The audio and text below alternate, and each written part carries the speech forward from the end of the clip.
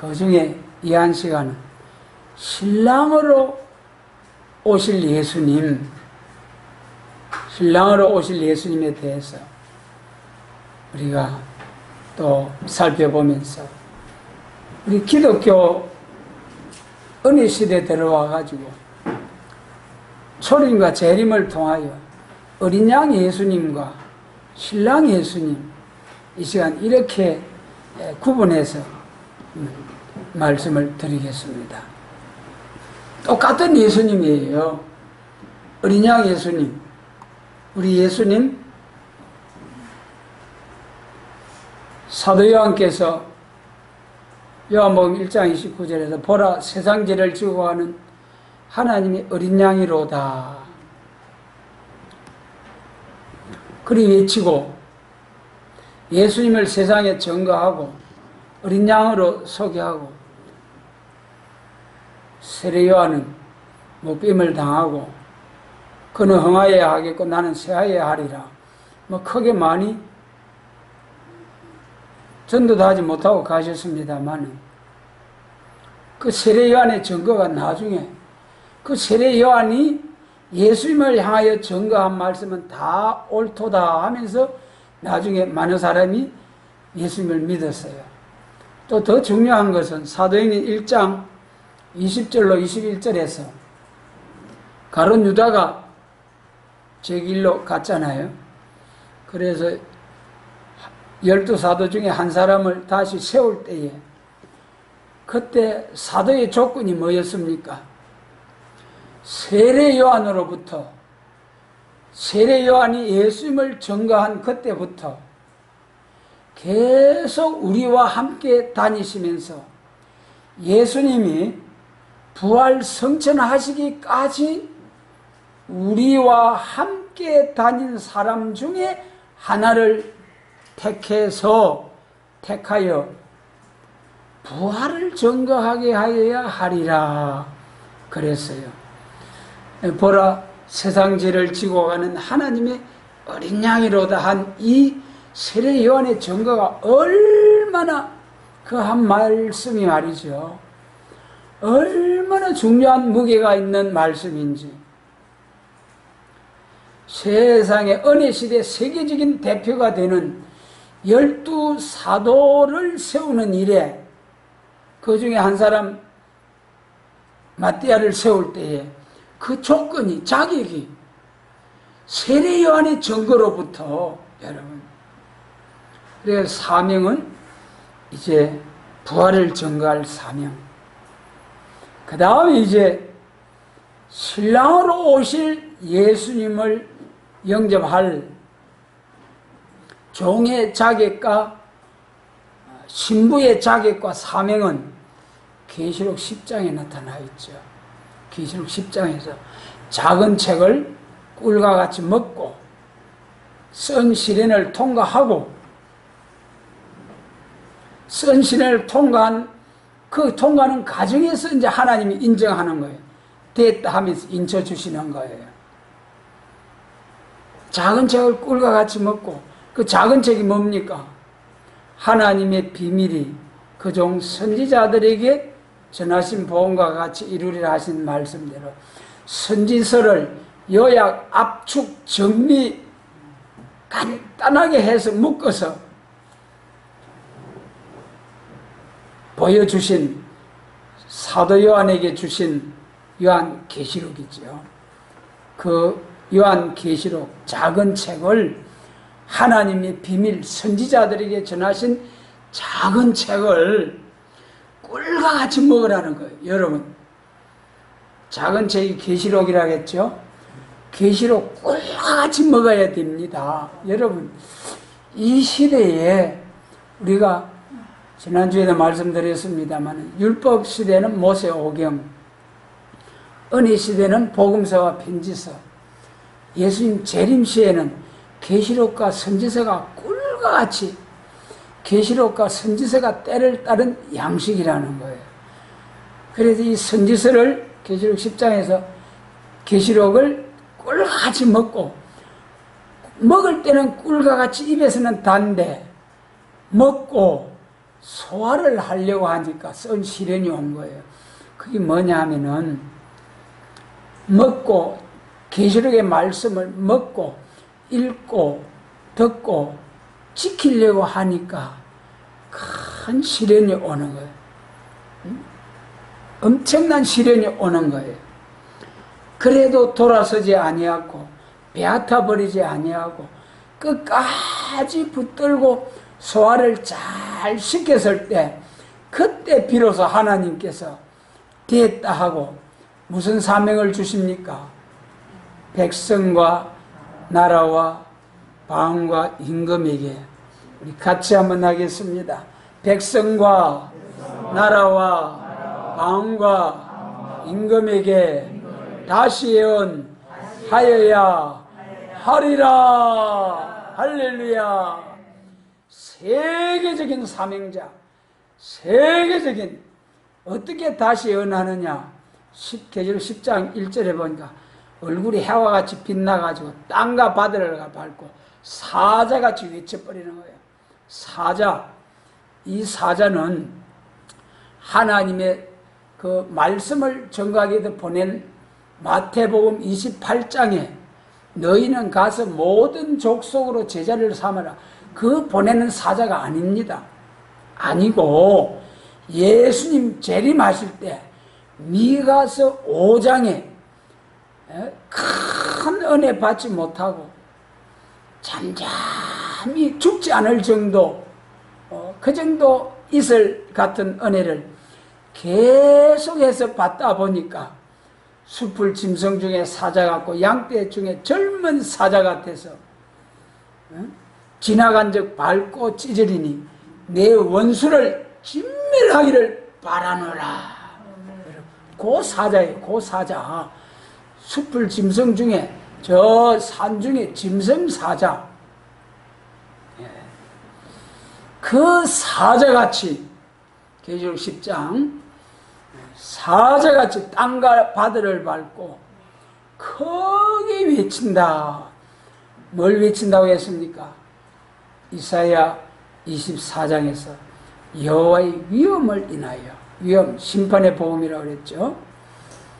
그래서 똑같은 예수님, 어린 양 예수님, 어린 양 예수님을 증거하는 사자들은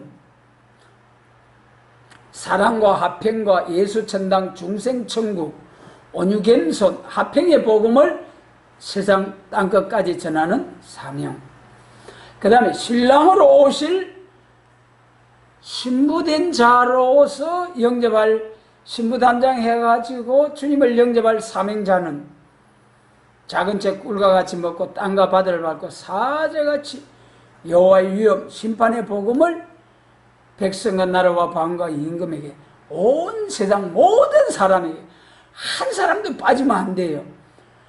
하나님께서 심판의 복음을 전해주지도 아니하고 사람을 심판하신다면은 공의의 하나님이 되실 수가 없죠. 그렇기 때문에 한 사람도 빠짐없이 모든 사람이 다 들을 수 있도록 다 증거하고 그 증거한 복음대로 심판을 내리셔야 공의의 하나님. 그렇기 때문에 신랑주로 오실 신부 다 자격으로 영접할 사명자는 작은 잭꿀과 같이 먹고 땅과 바다를 밟고 온 세상을 향하여 하나님의 비밀, 선지자들에게 전하신 복음을 다시 연할 사명. 다시 연할 때 어떻게 다시 연하게 하느냐, 나중에 말씀드리겠습니다. 우선 신랑으로 오실 예수님, 예수님 한 분이에요. 어린 양 예수님이 내는 신랑으로 오시는 거죠.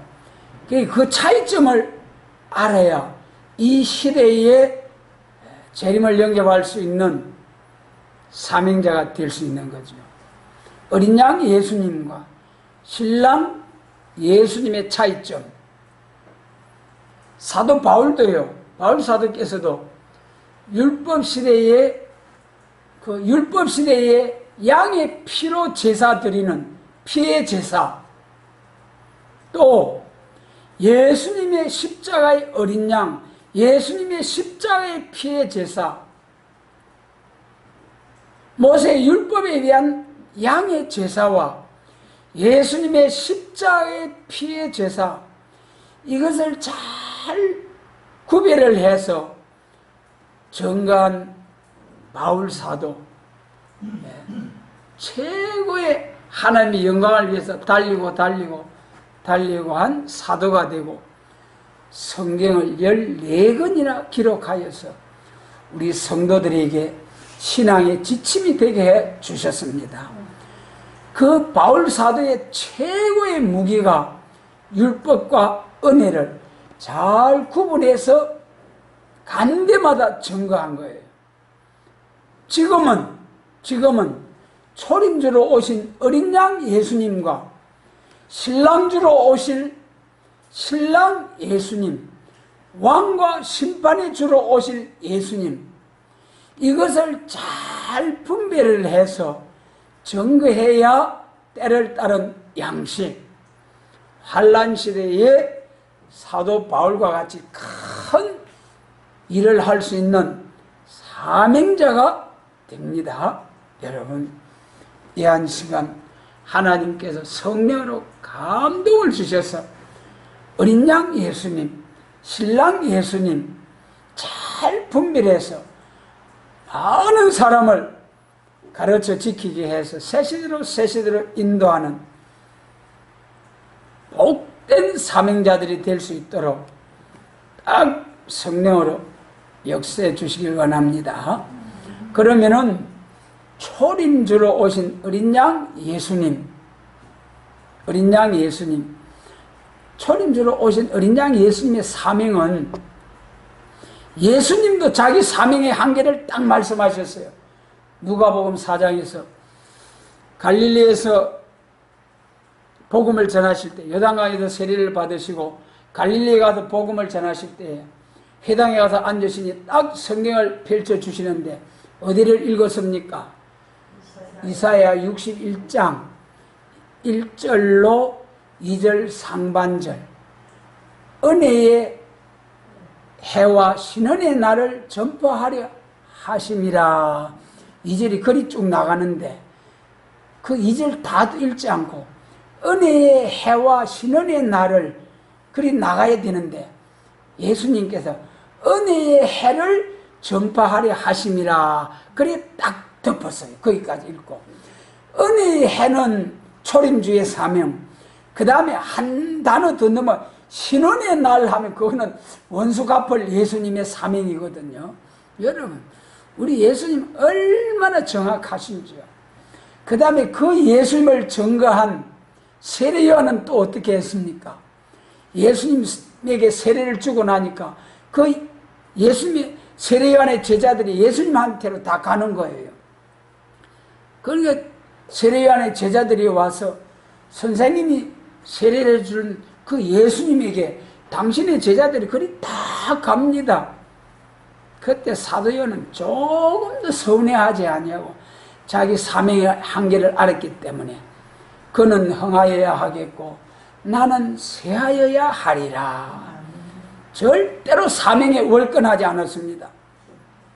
그 다음에 또 베드로 사도, 베드로와 요한의 사명의 차이점 잘 아시죠? 베드로 사도께서도 천국 복음을 전할, 교회를 세우고 가꾸고 할 사명, 베드로후서 1장 19절에서 내가 그 16절부터 쭉 19절까지 베드로후서 1장, 내가 예수님의 재림에 관한 영광스러운 모습은 보았다. 그러나 그 예수님 재림하실 때 그때는 어두운 데 비치는 등불과 같이 더 확실한 징조가, 참 확실한 예언이 나타날 것이니 그때까지는 예언의 말씀은 주의해라. 그리고 나처럼 징조만 믿고 가면 된다. 예수님이 재림이 있다는 것을 믿으면, 끝만 믿으면 된다. 예언의 말씀은 함부로 건들지 마라. 계시록은 함부로 건들지 말아라. 그 말씀하고 자기는 그래 맞아, 예수님의 재림이 있어. 예수님의 재림할 때 하늘이 불에 타서 푸려지고 체질이 뜨거운 불에 녹아지지만은 그의 약속대로 새하늘과 새 땅을 바라보는 사람, 우리가 새하늘과 새 땅을 바라볼 거야. 그 말씀을 전하고 가신 거예요. 그리고 예수님 재림할 때 첫째 벌에 참여해가지고 새하늘과 새 땅에 베드로 사도 같이 들어가는 거예요. 먼저 들어가지, 먼저. 그래서 여러분, 베드로 사명개통의 복음을 전하는 오늘날까지, 사도행전 2장에서부터 오늘날까지 생명의 빛을 전가하는 교회는 예수님이 재림이 있고 그때 첫째 부활이 있다는 것만 믿으면 돼. 그 이상 계시록을 들고 전가하면은 거짓 선지가 되는 거예요. 그걸 베드로 사도께서 주의하라는 거예요. 그러므로 초림주로 오신 예수님은 어린 양 예수, 예수님 자신도 자신의 사명의 한계를 딱 아는 것처럼 예수님, 세례요한, 베드로 사도처럼 오늘의 세계교회도 사명의 한계를 알아가지고 바울 사도처럼 율법과 은혜 딱 시대 구분을 해서 지금은 은혜 시대와 환란 시대, 초림과 재림 구분을 해서 사명을 바로 깨달아가지고 다시 연할 때가 왔다. 초림주로 오신 예수님은 어린 양 예수님이시다. 그 다음에 이제 왜 예수님이 양이 되셔야 하느냐. 죄의 싹은 사망이라고 그랬죠. 죄의 싹은 사망이다. 로마서 6장 23절. 죄의 싹은 무조건 큰 죄 지었다고 사망이 아니라 우리는 원죄와 자범죄 아래에 있기 때문에 무조건 사망, 무조건 지옥 가야 돼. 그래서 하나님, 사랑의 하나님, 살려주시는 양의 피로, 구약시대 양의 피로 구원을 주시고, 그 다음에 이제 정하신 때가 되어서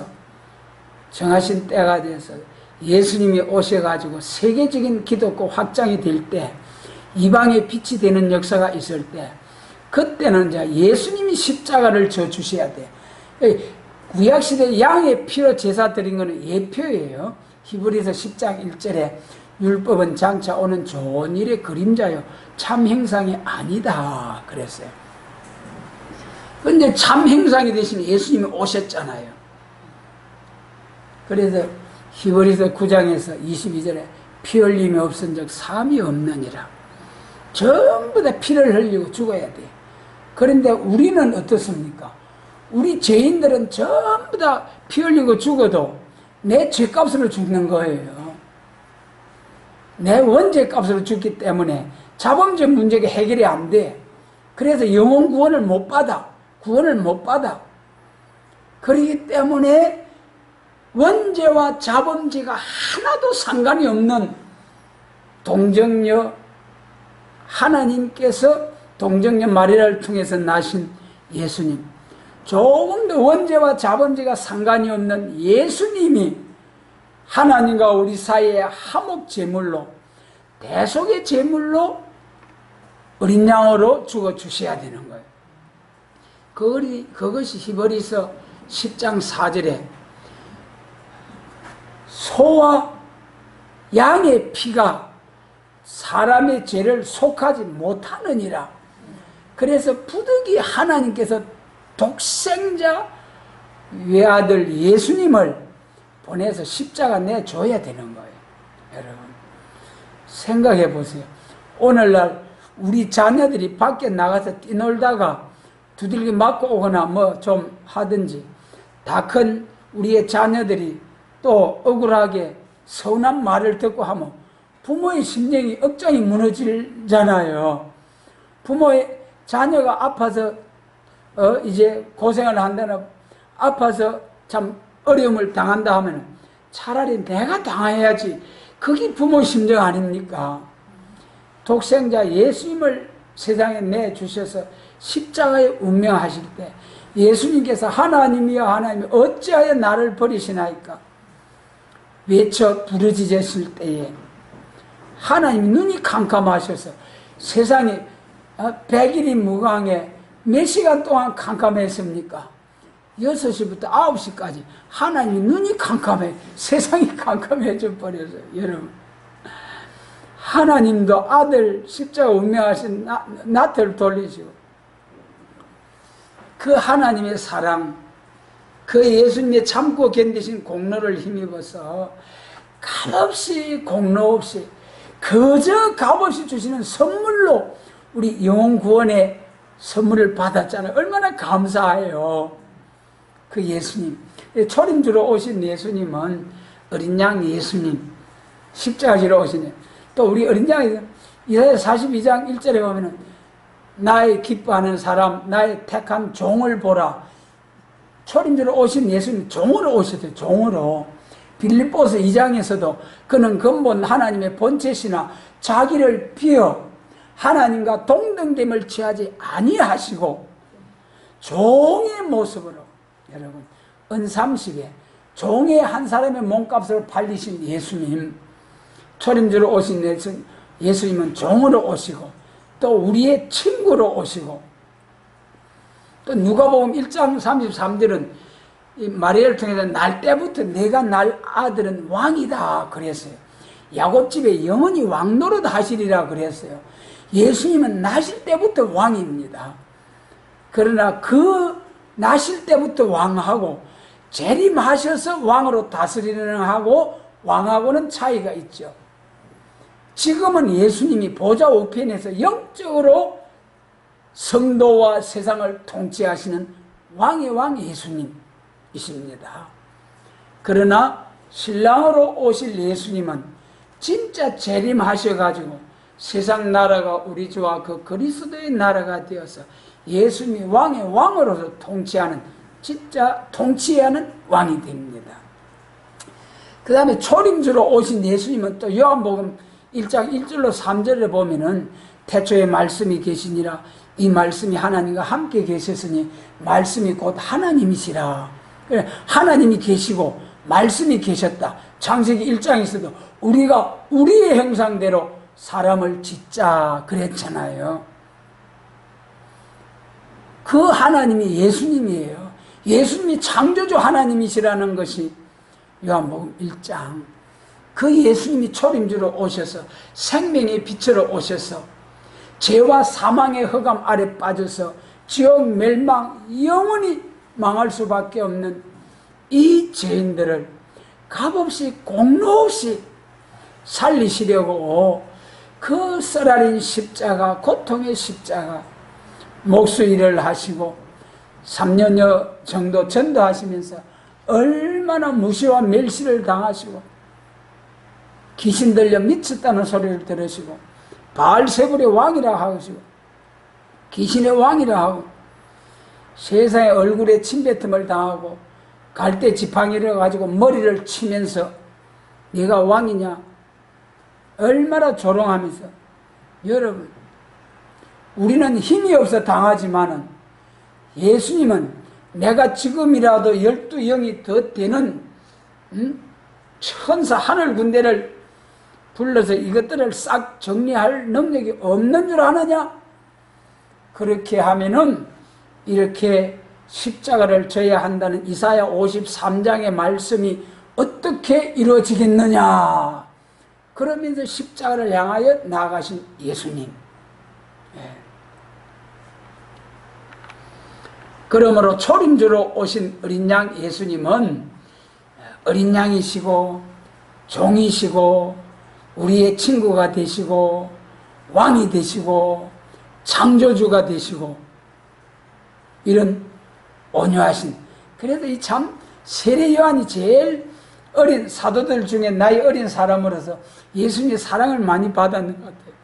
그 요한복음에 보면은 그 사랑, 예수님이 사랑받는 사도 요한의 모습을 그 주님의 품에 의지하여 누웠던 그 사랑하는 제자가 그런 식으로 표현하잖아요. 그렇게 사랑스러우셨던 예수님의 품 안에서 같이 먹고 마시며 전도와 다니시던 예수님, 우리와 똑같은 성정을 가지신 예수님이셨어요. 그 다음에 이제 신랑으로 오실 예수님, 신랑으로 오실 예수님에 대해서는 이제 본문에서 신랑으로 온다고 하셨죠. 신랑으로. 계시록 1장 7절에 보면은, 1장 7절에 보면은, 우리 찾아가 한번 읽겠습니다. 요한 계시록 1장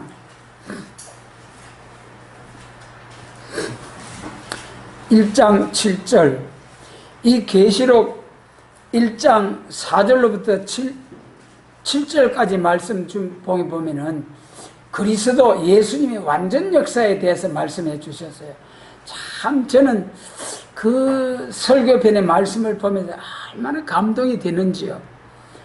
첫째는 예수님 자신이 완전케 되시고, 두 번째는 믿는 자들을 완전케 하시는 예수님, 우리를 완전케 하시는 예수님이라는 거예요.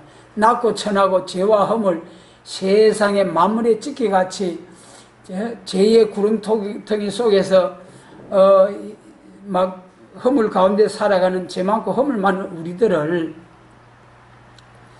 완전한 너희 아버지 하나님의 온전하신과 같이 온전하라. 그 하나님처럼 온전하게 해주시기까지 예수님이 도와주신다는 거예요. 하나님같이 온전하게 된다는 것은 신성으로는 우리가 하나님이 될 수는 없어요. 그러나 인성으로는 예수님이 죽음에서 부활하시가 영체가 되신 것처럼 우리도 영체가 될 수 있어요. 그걸 말하는 것입니다. 너희 아버지 창조주 예수님처럼 온전하라. 우리도 영체가 될 수 있다는 거예요. 그러면서 그래서 우리도 변화체가 우리도 구름 타고 올라간다. 계시록 11장 11절로 12절에 최고의 영광스러운 순간, 새로운 생기가 하나님께로부터 와서 1260일 전거 다 마치고 3일 반 썰어져 죽어있던 14만 4천에게 새로운 생기가 들어오니까 벌떡벌떡 일어나는 거예요.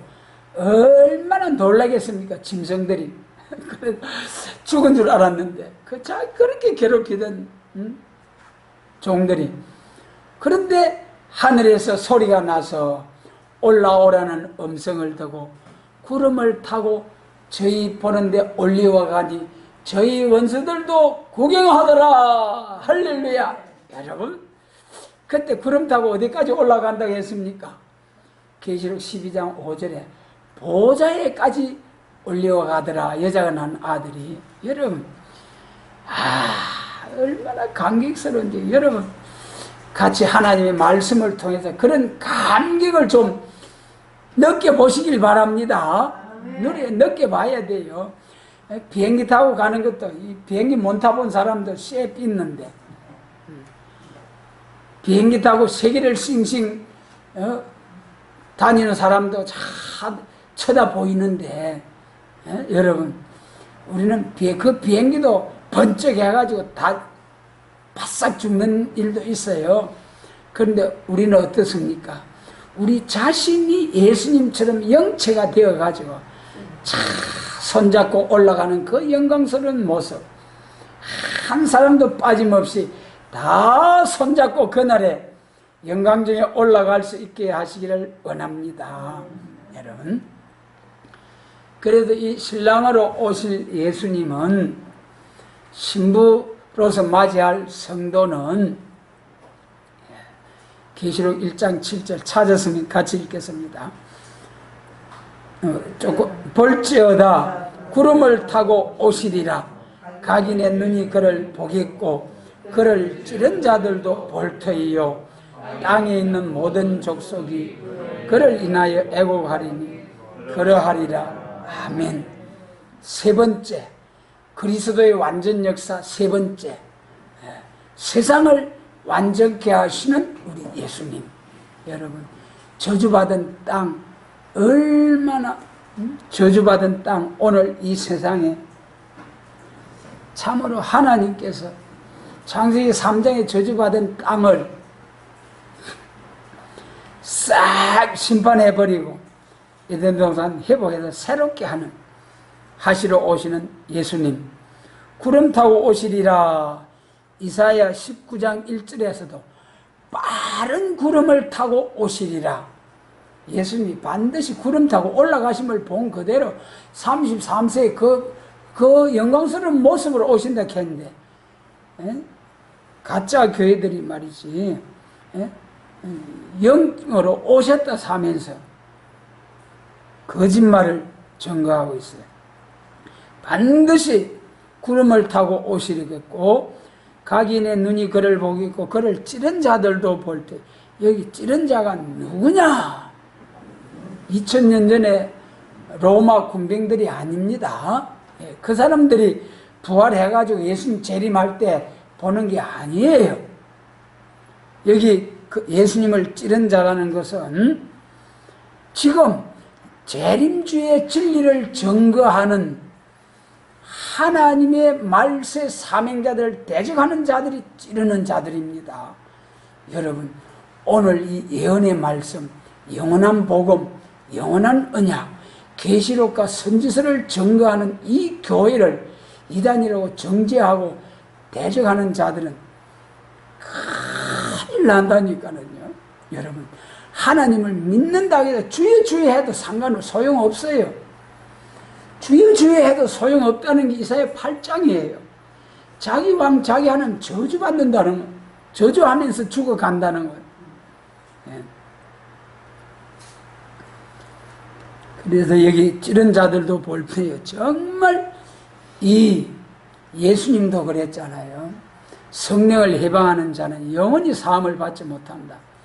오늘 성령으로 감동되어서 나타난 이 예언의 말씀 거스리고 대적하고 정죄하면은 참으로 하나님 앞에 큰 범죄하는 일이다. 심판받을 일이다. 우리가 참 죽기 살기로 우리 가족을 위해서 기도하고 우리 사랑하는 이웃을 위해서 세계 주님의 피로 산 백성 교회를 위해서 기도하고 그래서 그런 생명들을 위해서 기도하려고 하면 눈물이 좀 나야 될 긴데, 정말 서갈에서 기록한 대로 은총과 강구하는 심령을 부어주시리니 다윗의 족속대로 또 제사장은 제사장의 족속대로 전부 다 따로따로 끼리끼리 모여가지고 회개운동이 일어난다는 그 말씀대로 정말 참 우리가 상한 심령을 가져야 됩니다. 그를 찌른 자들도 볼 터이요. 지금 예수님 재림주에 관한 계시록과 선지서를 위에 마땅히 될 예언의 말씀을 증거하는 교회와 종들을 대적하는 자들이 예수님을 찌른 자예요. 사도행전 9장에서 바울이 예수 믿는 사람들 잡아다가 족치려고 가는데 예수님이 착 빛을 비추듯 뭐라고 했습니까? 사울아 사울아 네가 어찌하여 나를 핍박하느냐 그랬잖아요. 사울이 어찌 보좌 우편에 계신 예수님을 핍박할 수 있습니까? 사울이 언제 전도하시는 예수님에 달려들어가지고 예수님을 핍박한 일이 있습니까? 예수님을 전가하는 서대반을 죽이라고 한 일은 있죠. 예수 믿는 사람들 잡아 죽이려고 가는 길이죠. 그런데도 예수님은 네가 어찌하여 나를 핍박하는, 내 종을 핍박하느냐가 아닙니다. 여러분, 절대로 오늘 이 예언의 말씀을 전가하는 교회와 종들을 대적하고 손가락질하는 자들은 절대로 신랑으로 오실 예수님을 향하여 손가락질하고 욕하는 이단이라고 욕하고 정죄하는 자들이 될 수 있습니다. 참으로 두려운 일입니다. 그리고 땅에 있는 모든 족속이 그를 인하여 애곡하리니 그러하리라. 아멘. 망할 자들은 이렇게 심판받는 거예요. 그러나 그때 오늘 이 25장 1절 본문처럼 신랑으로 오시는 주님을 신부된 자로서 영접할 자는 할렐루야입니다. 세계통일 왕국 건설해요. 그 다음에 16절로 17절 그 보면은 그 내용을 보면은 왕으로 오시는 예수님, 심판의 주님으로 오시는 데 대한 말씀입니다. 15절에 16절 보면은 그 앞에 13절로부터 보면은 13절로 14절은 왕으로 오실 예수님, 허리에 금띠를 띠고 딱 발에 끌리는 옷을 입고 왕복을 입고 나타나신 예수님. 근데 그 다음에 이제 여기 15절에 발은 풀무에 단련한 빛난 주석 같고, 빛난 주석 같고, 좌우에는 입에서 좌우에 양날성 금이 나오고, 심판의 주님 아닙니까? 그 예수님 재림하실 때는 왕으로, 신랑으로 오시는 예수님, 또 안 믿고 불신자들은 심판의 주로 오시는 예수님이시다. 그 다음에 이제 17절에 보니까 내가 볼 때 그 말 앞에 엎드러져 죽은 자 같이 되면 그거 오른손을 내갖고 두려움을 난 처음에 나중이니 사도 요한이 재림할 예수님의 모습만 보고도 뭐가 같이 됐습니까? 죽은 자 같이 되버려. 죽은 자 같이. 여러분 왜 이렇습니까? 사도 요한은 영체가 안 됐기 때문에 앞으로 영체가 안 돼 육체를 가지고 죄 있는 모습의 육체를 가지고 예수님 재림하시는 주님을 영접하려고 하면 죽어야 돼. 죽어. 그 앞에서 죽어. 세상에 사도 요한 가지고 60여 년을 예수님만 바라보고 살아온 사도 요한도 재림하실 주님의 모습만 보고도 죽은 자같이 되어버린다. 다니엘서 10장에서 다니엘은 재림주의 모습을 보고 썩은 자같이 되어버려. 썩은 자같이. 그런데도 오늘날 세계 교회의 지도자들이 데살로니가전서 4장 그 말씀만 가지고, 고린도전서 15장 그 말씀만 가지고 예수님 신랑으로 구름 타고 심판주로 오실 때 믿는 자들 다 들림받고 믿고 죽은 자들 다 들림받는다. 대단히 잘못된 거죠. 다시 본문, 그 다음에 이제 계시록 11장 15절 찾아서 또 보겠습니다. 11장 15절 같이 읽겠습니다.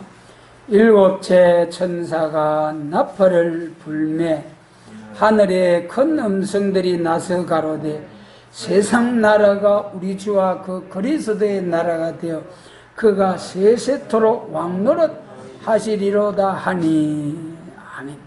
여기다가 5장 9절로 10절을 적어 놓으시면 됩니다. 여러분 오늘날 세계교회가 예수님 재림하실 때 다 들림받아가지고 거기서 우리가 항상 주와 함께 하리라 그랬잖아요. 들림받아가지고 항상 주와 함께 하니까 그게 영원한 천국인 줄 알고 들림받아가 천당 간다 천국 간다 그래요. 천만의 말씀. 여기 11장 15절에도 세상 나라가, 이 세상 나라가 새롭게 되어서 우리 예수님의 나라가 된다는 거예요. 그것이 계시록 5장 10절에서는 피로 산 백성들이 땅에서 나라와 제사장이 되어서 하나님의 나라와 제사장이 땅에서 왕노릇 하리라 그랬어요. 땅에서. 그럼 땅에서 또 이 자칭 뭐라고 하는 저 사람들은 이 세상에서 영원히, 땅에서 영원히 산다고 그래요. 천국이 없다고 그래요. 헛방. 왜 그러느냐? 계시록 20장 1절로 3절에 보면 천년 동안 마귀 잡아 가두어버리고, 20장 7절에도 천년이 참에 다시 마귀가 놓여가지고 곡과 마곡을 시험을 하고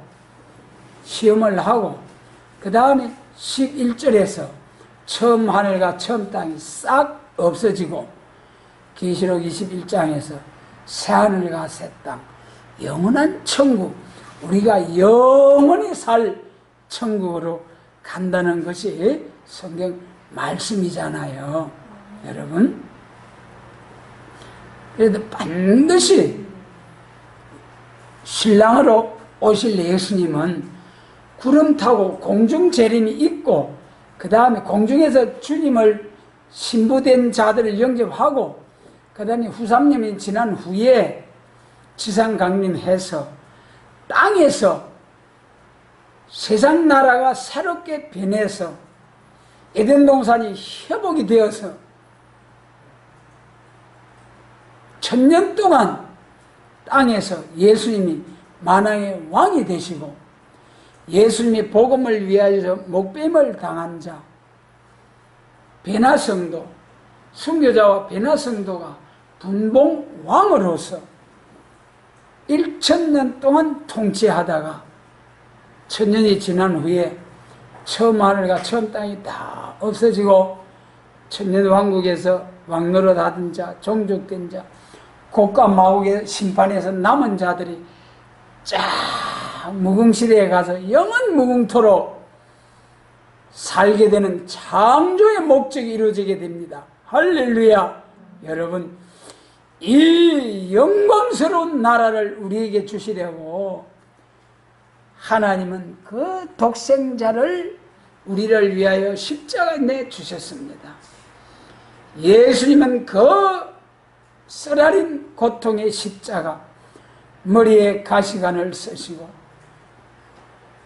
양손과 양발에 못을 받으시고, 마음에 잘못된 생각, 우리 마음에 잘못된 것을 위해서 옆구리에 창을 받으시고, 우리 머리로 잘못된 생각, 이 모든 것을 죄를 위해서 우리 머리에 가시관을 쓰고 막대기로 쳐서 피가 흘러서 우리 죄값을 치르게 하시고, 양손과 양발에 여러분 무거운 육체가 그 못에 달려서 피가 방울방울 빠져서 운명하시는 그 예수님을 한번 생각해 보시라고. 뭐 때문에 예수님이 그렇게 쓰라린 고통을 참으시고 당해야 하셨습니까? 나 때문에. 나를 위해 그런 고통의 고난의 걸음을 가신 예수님을 생각해서 감사함으로 좀 살아보자고요. 죽은 자 가운데 산 자같이 이제는 예수님만을 위해서 살자고요.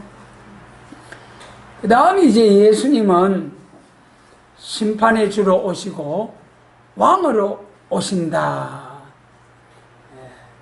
그 다음에 이제 우리 준비된 성도들에게는 신랑으로 오잖아요. 신랑으로 오시는 주님을 영접하는 자가 신부잖아요. 신부. 우리 계시록 찾았으니까 19장 8절을 한번 더 읽겠습니다. 계시록 19장 8절. 어린 양의 아내가 준비되었으니 빛나고 깨끗한 세마포로 단장을 했다. 7절로 8절, 19장 7절로 8절 같이 읽습니다. 우리가 즐거워하고 크게 기뻐하고 그에게 영광을 돌리세.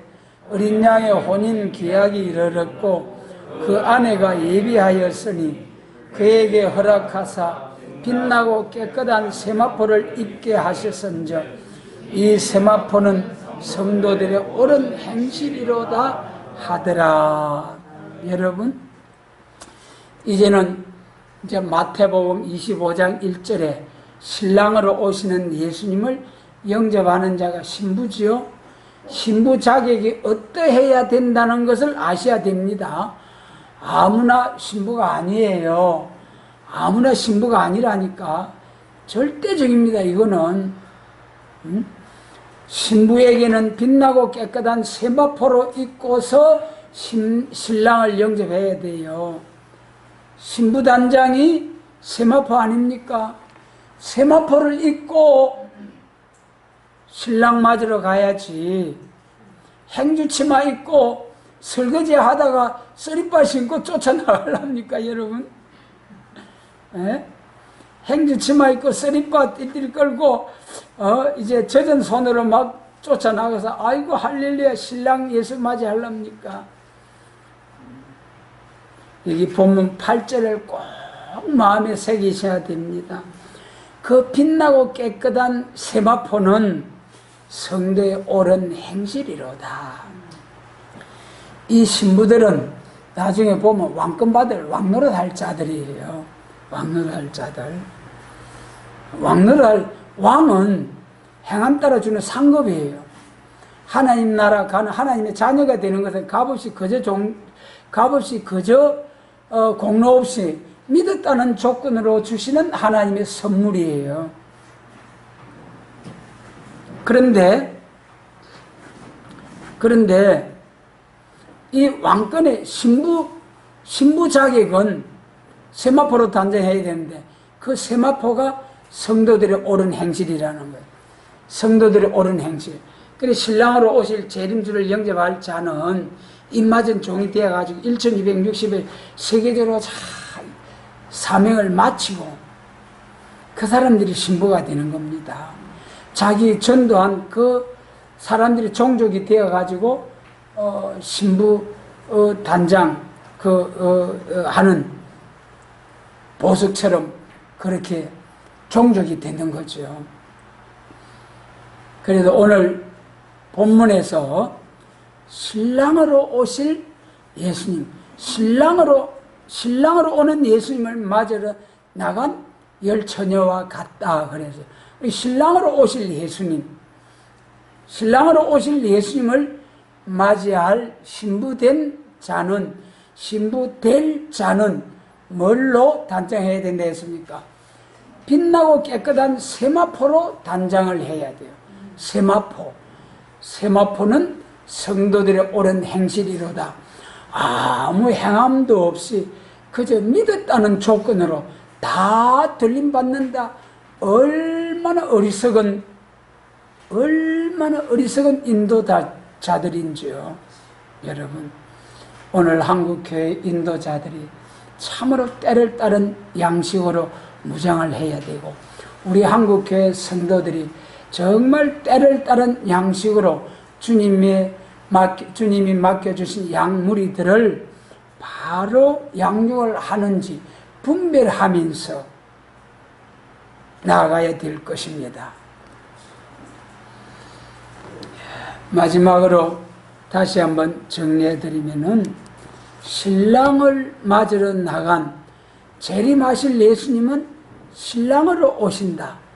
어린 양 2000년 전에 오셨던 어린 양 예수님과 신랑으로 오실 예수님 똑같은 예수님이시다.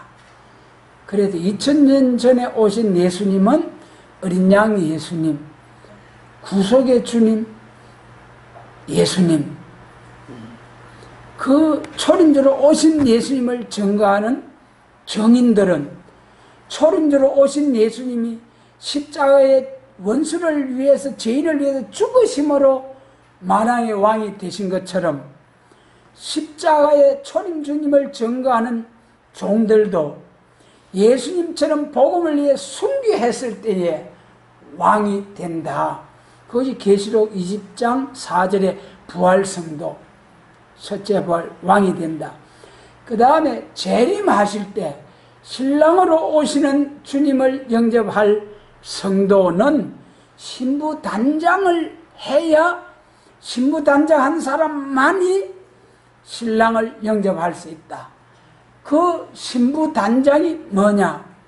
계시록 19장 8절에 성도의 옳은 행실이로다. 여러분, 그 신랑 맞으러 나가는 사람이 깨째째하고 막 드레스에 그 세마포에 막 얼룩이 지고 때가 묻고 빨래해야 할 그런 정도 옷을 입고 나가면 되겠습니까? 한 점 흠이 없어야 돼요. 신랑으로 오신 예수님을 영접한 자는 영과 육의 죄가 깨끗이 사함을 받고 거기다가 깨끗이 사함을 받은 거기다가 신이 임하고 말씀이 임해서 말씀의 빛을 발해가지고 세계적으로 말씀의 빛을 발해가지고 그 열매를 가지고 세마포가 되어서 상받을 그러한 종이 된다. 신랑을 영접할 수 있는 신부단장이 된다. 그러므로 우리가 빛나고 깨끗한 세마포로 단장을 해서 세상을 통치하시러 오는 신랑주 예수님을 왕의 왕으로 영접하는 성도들이 다 되도록 도와주시고 이런 사명자들을 세우는 우리 모두가 되게 하시기를 원합니다. 기도드리겠습니다.